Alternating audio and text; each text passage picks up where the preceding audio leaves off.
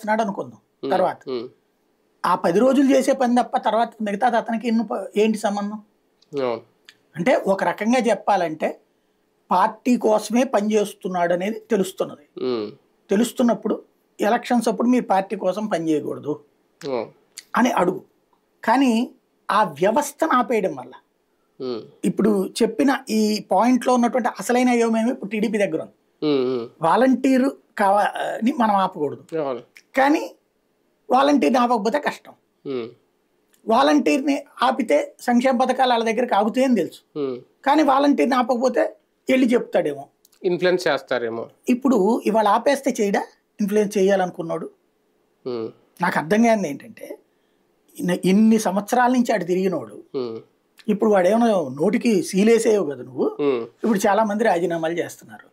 ఇప్పుడు వాళ్ళ ఇంటికి వెళ్ళి మాట్లాడరా? ఇప్పుడు ఏమన్నా నువ్వు మాట్లాడడాన్ని నిషేధించగలవా ప్రాక్టికల్ గా? ఇంకోటి, వాళ్ళ ఉద్యోగానికి ఇప్పుడు భద్రతకి భయం కల్పించావు.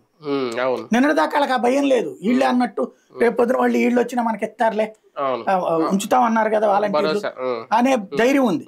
ఇప్పుడు ఎప్పుడైతే నువ్వు ఆ వ్యవస్థని ఆపేపిచ్చావో 2 నెలలు, ఇప్పుడు వాడికి రేపు చంద్రబాబు వస్తే పొరపాటున కూడా మనకు ఉద్యోగం లేదు. అప్పుడు ఏం చేస్తాడు? ఈ పథకాలు తీసుకున్న వాళ్ళ దగ్గరికి వెళ్ళి ఇప్పుడు ఇన్ఫ్లుయెన్స్ చేస్తాడు. ఇదివరకు ఇందులో